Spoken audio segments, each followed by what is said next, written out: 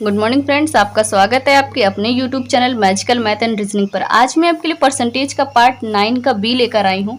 जो भी फ्रेंड्स पहली बार मेरे चैनल पर आकर विजिट कर रहे हैं उनसे एक मेरा रिक्वेस्ट है कि अगर उन्होंने मेरे बाकी के पार्ट नहीं देखे हैं तो वो मेरे डिस्क्रिप्शन बॉक्स में मैंने लिंक दे रखा है, उस पर जाकर देख सकते हैं या मेरे चैनल की प्लेलिस्ट से भी जाकर देख सकते हैं। और क्योंकि अगर डायरेक्टली आप मेरे पार्ट बी को देखेंगे तो थोड़ी सी आपको प्रॉब्लम होगी, तो इस वीडियो को बिना स्किप किए अंत तक देखिएगा। तो चलिए फ्रेंड्स, बिना टाइम वेस्ट किए आज की क्लास को हम स्टार्ट करते हैं। चलिए फ्रेंड्स, हम लोग सवाल नंबर पहला देख लेते हैं। एक आदमी अपनी आय का 20% भोजन पर खर्च करता हो, 25% यात्रा पर और 10% पढ़ाई पर खर्च करता है। यदि वर्ष के अंत में 900 रुपये बचाता है तो बताइए कि उसकी आय कितनी होगी। ठीक है फ्रेंड्स, सबसे पहले मैं आपको एक बात बता देती हूँ कि कोई भी चीज़ होती है तो अपने आप में वो 100% होती है। ठीक है फ्रेंड्स, तो कोई भी चीज़ हो या मतलब कि कॉपी, किताब, पैसा, कुछ भी होता है, ठीक है, तो वो अपने आप में ही 100% होती है। मान लीजिए कि हमारी आय जो है वो 100% है। ठीक है फ्रेंड्स, अब वो कह रहा है कि 20% जो है उसने आय पर खर्च किया है। किस पर किया है? आय पर। ठीक है फ्रेंड्स, आगे बोल रहा है कि 25% यात्रा पर, 25% उसने यात्रा पर खर्च कर दिया। ठीक है फ्रेंड्स, और कह रहा है 10% उसने पढ़ाई पर खर्च कर दिया है। ठीक है फ्रेंड्स, ये टोटल उसका क्या है? खर्च। ठीक है फ्रेंड्स, ये हमारा खर्च है। अब जब हम इसको जोड़ेंगे कि 20, 25 और 10, तो टोटल हमारा कितना निकल कर आ जाएगा? आ जाएगा हमारा 55%। ठीक है फ्रेंड्स, जैसा कि हम जानते हैं कि कोई भी चीज़ अपने आप में 100% होती है। अब हमारी मान लीजिए कि आय जो थी वो 100 थी, ठीक है, 100%। अब उसमें से हमारा खर्च कितना हो गया है? 55%। ठीक है, तो 55 और हमारा बचत कितना होगा? 45% आ जाएगा। ठीक है फ्रेंड्स, अब लास्ट में हमसे कह रहा है कि यदि वर्ष के अंत में उसने 900 रुपये बचाए तो हमारे हिसाब से बचत कितनी है? 45, और प्रश्न के हिसाब से 900। तो हम क्या कर देंगे? 45 बराबर 900, तो एक बराबर कितना आ जाएगा? 20। अब हमसे आय पूछ रहा है, आय हमारी है कितनी? हमने मानी कितनी थी? 100, तो 100 बराबर कितनी आ जाएगी? 2000 रुपये। ठीक है फ्रेंड्स, यही हमारा आंसर हो जाएगा। चलिए फ्रेंड्स, हम लोग सवाल नंबर 2 की तरफ चलते हैं। राम अपनी आय का 25% किराए पर, 20% भोजन पर और 10% यात्रा पर खर्च करता है। अंत में वह 13,500 रुपये बचाता है, तो उसकी कुल आय कितनी होगी? ये सवाल भी बिल्कुल उसी तरीके से जैसा कि मैंने आपको पहला सवाल बताया है। सबसे पहले हमारा काम क्या है कि कोई भी चीज़ होती है वो अपने आप में 100% होती है। मान लीजिए हमारी आय 100 है, 25% हमारा किराए पर निकल गया। ठीक है फ्रेंड्स, और दूसरा 20% हमारा भोजन पर और 10% हमारा यात्रा पर। ये हो क्या गया? पूरा हमारा टोटल खर्च हो गया है। ठीक है, तो अब अगर हम इसको जोड़ देंगे तो 25 और ये 20, 10, 30, तो हमारा कितना हो जाएगा? 55। ठीक है फ्रेंड्स, 55%। अब हमारी आय कितनी थी? 100। खर्च हमारा कितना हो गया? 55, और हमारी बचत कितनी हो जाएगी? 45। ठीक है फ्रेंड्स, अब वो कह रहा है अंत में 13,500 रुपये बचाता है, तो हमारे हिसाब से कितनी है बचत? 45, और प्रश्न के हिसाब से 13,500। तो ठीक है, तो अब हम ये लिख लेते 45 बराबर 13,500, तो एक बराबर कितना आ जाएगा? 300।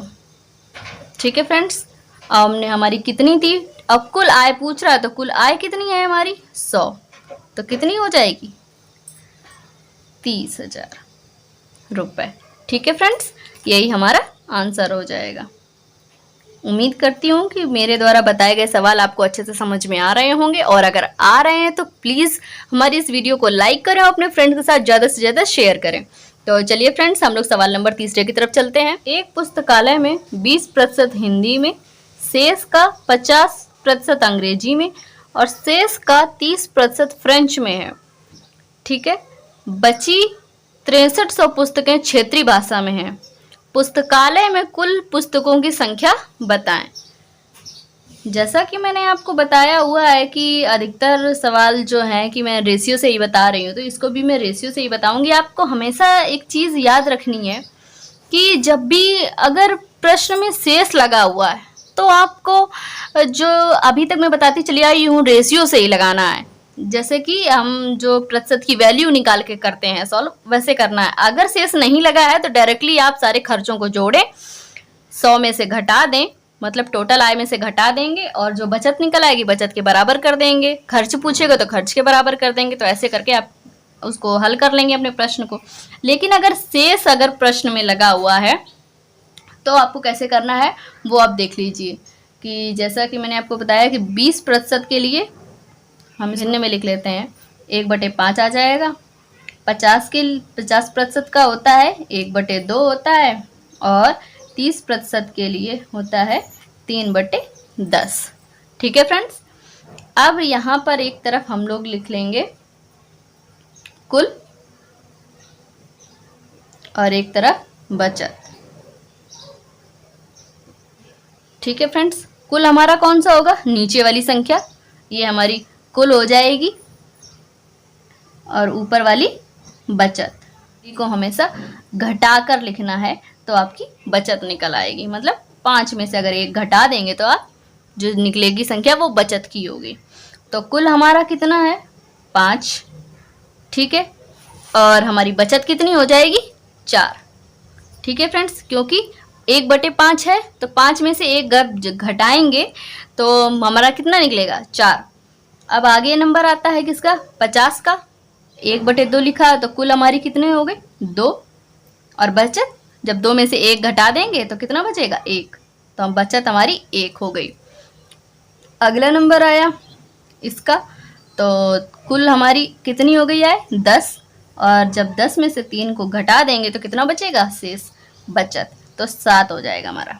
ठीक है फ्रेंड्स, अब हम लोग क्या करेंगे कि मैंने आपको बताया हुआ है कि अगर कट रहा है तो आप काट के छोटा कर लीजिए उसको।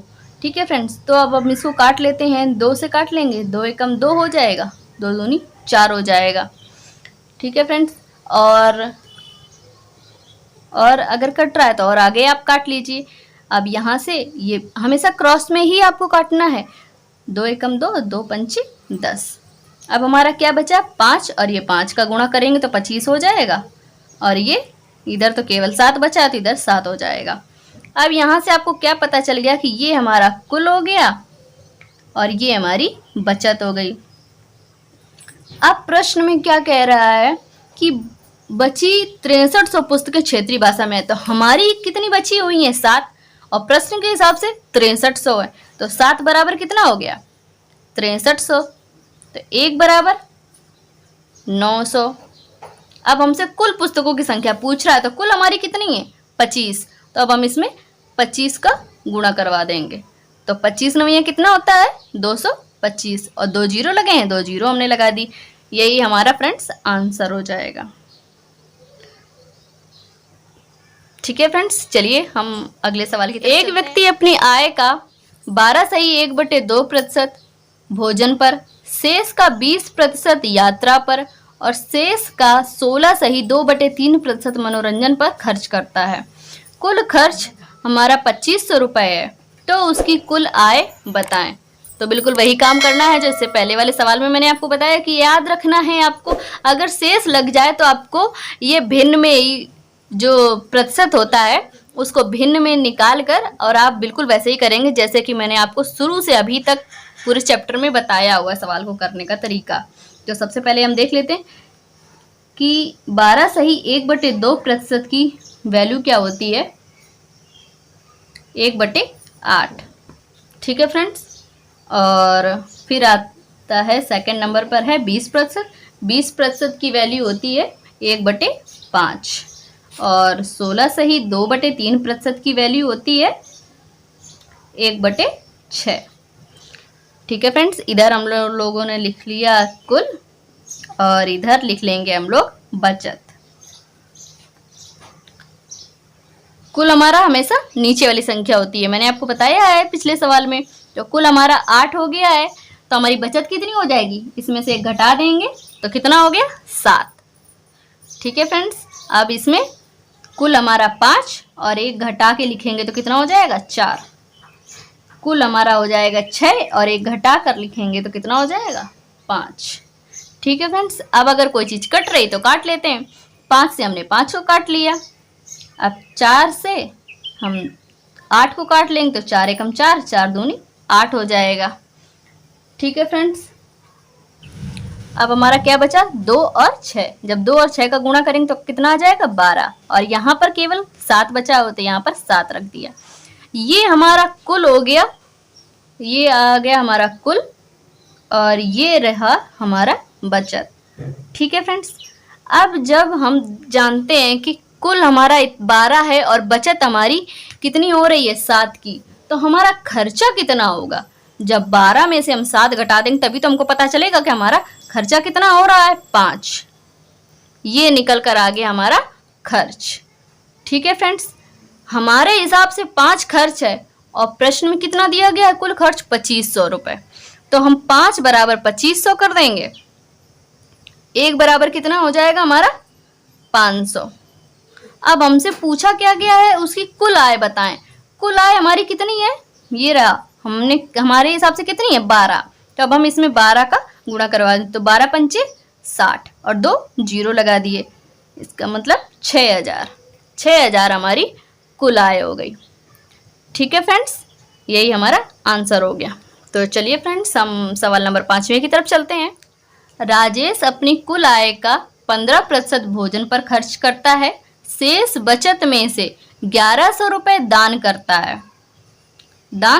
देता है। शेष का 12 सही 1/2% यात्रा पर खर्च कर देता है। अंत में उसकी कुल बचत 3500 रुपये है। राजेश की कुल आय ज्ञात करें। ठीक है फ्रेंड्स, अभी तक जो मैंने आपको पिछले जो भी सवाल बताए हैं 3-4 सवाल, उसमें से आपको इनमें लिखकर आप उन्हें सॉल्व किया था, तो उन सभी से ये थोड़ा सा हटके सवाल है। इसमें जितना ही आप माइंड को एक्टिव रखेंगे, जितना ही आप खुद एक्टिव रहेंगे, उतना ही, और इसमें सबसे ज़्यादा आपका कैलकुलेशन फास्ट होना चाहिए। जितना ही आपका कैलकुलेशन फास्ट होगा उतनी ही जल्दी और उतनी ही आसानी से आप इस सवाल को लगा पाएंगे। और अगर आपका कैलकुलेशन में थोड़ी सी भी गड़बड़ी है तो फ्रेंड्स आपको थोड़ा सा टाइम लग सकता है। और ये सवाल थोड़ा सा हटके है तो प्लीज़ इसे ध्यानपूर्वक अच्छे से सुनिएगा और समझिएगा। तो चलिए फ्रेंड्स, हम लोग अपना सवाल स्टार्ट करते हैं। सवाल क्या कह रहा है कि कुल आय का 15% खर्च करता है भोजन पर। तो सबसे पहले हम निकाल लेते हैं 15% को हम भिन्न में क्या लिख सकते हैं 3/20। ठीक है फ्रेंड्स, अब आगे था कि शेष में 12 सही 1/2% खर्च करता है यात्रा पर। 12 सही 1/2% को हम लिख सकते हैं 1/8। यहाँ तक तो आपको हर एक सवाल में मैं बताती चली आ रही हूँ, तो इसमें तो आपको कुछ समझने वाली बात नहीं है। नया क्या है इसमें, तो चलिए वो हम देखते हैं। सबसे पहले अब आपको एक एक लाइन पढ़ते जाना है और सवाल को हल करते जाना है। राजेश अपनी कुल आय का 15% भोजन पर खर्च करता है। ठीक है फ्रेंड्स, 15% भोजन पर खर्च करता है, तो इसका मतलब है कुल हमारा 20 हो गया। अब जब उसमें 3 खर्चा कर रहा है तो हमारा बच कितना रहा है 17। ठीक है फ्रेंड्स, उसके बाद कह रहा है शेष बचत में से 1100 रुपये वो दान कर देता है। इतना उसने खर्चा कर दिया है, एक हम लोग ने यहाँ पर डंडा खींच लेंगे। ठीक, अब इतने 1100 रुपये दान कर देता है, इसका मतलब है माइनस लगा लेंगे। दान कर रहा है किसी को तो हम मतलब हमारे आय में से कमी हो रही है, तो घटा रहे हैं उसका मतलब है। तो 1100 रुपये हमने दान कर दिए। ठीक, आगे फिर से हमने यहाँ पर एक डंडा खींच लिया। आगे कह रहा है शेष का 12 सही 1/2% यात्रा पर खर्च कर देता है। 12 सही 1/2 की वैल्यू होती है 1/8, तो कितनी हो जाएगी 8 से 7 हो जाएगी। आपको ये तो पता ही है कि ये जो होता है वो हमारा कुल होता है और ये होती है बचत। सेम चीज यहीं पर भी है कि कुल और ये रही बचत हमारी। हालांकि मैं आपको हर एक सवाल में बताती चली आ रही हूँ, तो बताने की ज़रूरत तो नहीं थी मुझे, लेकिन फिर भी मैंने लिख दिया है कि अगर गलती से भी आप भूल रहे हैं इन सवाल को तो प्लीज़ थोड़ा सा ध्यान रखें और आपको मेरे बताने से याद भी आ जाएगा। तो चलिए हम देख लेते हैं आगे क्या कह रहा है। अंत में उसकी कुल बचत 3500 रुपये है। हमारी बचत कितनी है? 7, और प्रश्न के हिसाब से 3500, यानी कि 7 बराबर हो जाएगा 3500। तो 1 बराबर फ्रेंड्स कितना हो गया? कितना हो गया फ्रेंड्स? 500 हो गया ना। अगर आप इसको थोड़ी सी प्रॉब्लम हो रही है करने में तो आप इसको ऐसे भी कर सकते हैं, 7 बराबर 3500, तो 1 बराबर 500। तो 8 बराबर कितना हो जाएगा फ्रेंड्स? 8 बराबर कितना हो जाएगा? 4000 हो गया फ्रेंड्स। अब हम इसको एक बॉक्स में कर लेते हैं ताकि ये आपको अच्छे से अलग से दिखाई दें और समझ में भी आए। अब हम आगे की तरफ चलते हैं। जब हमने 4000 रुपये हमारे पास आ गए, अब इसमें से वो 1100 रुपये दान कर चुका है, तो वो जब हम दाएं तरफ से लगाएंगे तो अगर हम बाएं तरफ से लिखेंगे, लेकिन हम इसको हल कहाँ से करेंगे? दाएं तरफ से। और जब हमारे पास जो 4000 रुपये आ गए, हमने 1100 रुपये दान किए थे, तो वो हम इसमें ऐड कर देंगे। तो कितना हो जाएगा हमारा? 4000 प्लस 1100। ठीक है, तो हमारा कितना आ जाएगा? 5100 रुपये आ जाएगा। कितना आ जाएगा फ्रेंड्स? 5100 रुपये। अब हम आगे की ओर चलते हैं। इसका मतलब अब हमारे पास बचत कितनी हो गई? 5100 रुपये। हमने 17 हमारी बचत थी और ये कितनी हमारी बचत आ गई? 5100 रुपये। तो 17 बराबर 5100 कर देंगे हम। ठीक है, अगर नहीं आपको थोड़ी दिक्कत हो रही तो आप ऐसे कर लीजिए, 17 बराबर 5100। तो 1 बराबर कितना हो जाएगा? 300। तो 20 बराबर फ्रेंड्स कितना हो जाएगा? 6000 हो गया फ्रेंड्स। यही आपका आंसर हो जाएगा। ठीक है फ्रेंड्स, उम्मीद करती हूँ कि आपको अच्छे से ये सवाल समझ में आया होगा, और अगर नहीं भी आया तो फ्रेंड्स थोड़ा सा भी आप घबराएं नहीं, टेंशन ना ले। मैं इससे रिलेटेड एक और सवाल आपको करके बताती हूँ, उसमें आप अच्छे से समझ लीजिएगा। ठीक है फ्रेंड्स, तो चलिए हम लोग सवाल नंबर 6 की तरफ चलते हैं। कोई व्यक्ति अपनी आय का 20% भोजन पर खर्च करता है, शेष में से 600 रुपये अपने दोस्त को दे देता है। बचे हुए भाग में से 16 सही 2/3% पढ़ाई पर खर्च करता है और अंत में वह 2500 रुपये बचा लेता है। उसकी कुल आय बताएं। ठीक है फ्रेंड्स, तो सबसे पहले हमारा काम क्या है? 20% को भिन्न में हम लिख लेंगे तो कितना आ जाएगा? 1/5। और अगला प्रतिशत हमको क्या दिया गया है? 16 सही 2/3%, उसको क्या लिख लेंगे हम? 1/6। अब हमारा काम क्या है? एक एक लाइन को पढ़ना और सवाल को हल करते जाना। कोई व्यक्ति अपनी आय का 20% भोजन पर खर्च कर देता है। कुल हमारा कितना है? 5। जब एक उसमें घटा के लिखेंगे तो हमारी बचत कितनी हो जाएगी? 4। ठीक है फ्रेंड्स, एक हमने डंडा खींच लिया। अब कह रहा है 600 रुपये अपने दोस्त को दे देता है, तो इसका मतलब है -600 रुपये। ठीक है फ्रेंड्स, अब कह रहा है बचे हुए भाग में से 16 सही 2/3% पढ़ाई पर खर्च कर देता है, तो 1/6 है, तो कितना हो जाएगा? 6 से 5 हो जाएगा। अब कह रहा अंत में वह 2500 रुपये बचा लेता है, तो हम ये क्या हो गया? हमारा कुल और ये हमारी बचत। ठीक है फ्रेंड्स, ये हमारा कुल और ये हमारी बचत। हमारे हिसाब से बचत कितनी है? 5, और प्रश्न के हिसाब से 2500 रुपये। तो 5 बराबर 2500 है, तो 1 बराबर कितनी हो जाएगी? 500। तो 6 बराबर कितनी हो गई? 3000 हो गई ना फ्रेंड्स। अब जब हम आगे की तरफ चलेंगे, 3000 में से ये जो घटाए तो ये हम इसको जोड़ देंगे। तो 3000 में से 600 रुपये जब हम जोड़ देंगे तो हमारे पास कितना आ जाएगा? 3600। ठीक है फ्रेंड्स, अब जब हम आगे की तरफ चलेंगे तो हमारे हिसाब से बचत 4 और इधर के हिसाब से 3600, यानी कि 4 बराबर हमारा 3600 है। तो 1 बराबर कितना हो जाएगा? 900। तो 5 बराबर कितना आ जाएगा? 4500 रुपए। यही हमारा फ्रेंड्स आंसर हो जाएगा। तो देखा फ्रेंड्स, कितनी आसानी से और बहुत ही कम समय में हमने इस प्रश्न को सॉल्व कर लिया, जो कि दिखने में तो अच्छा खासा बड़ा है ही।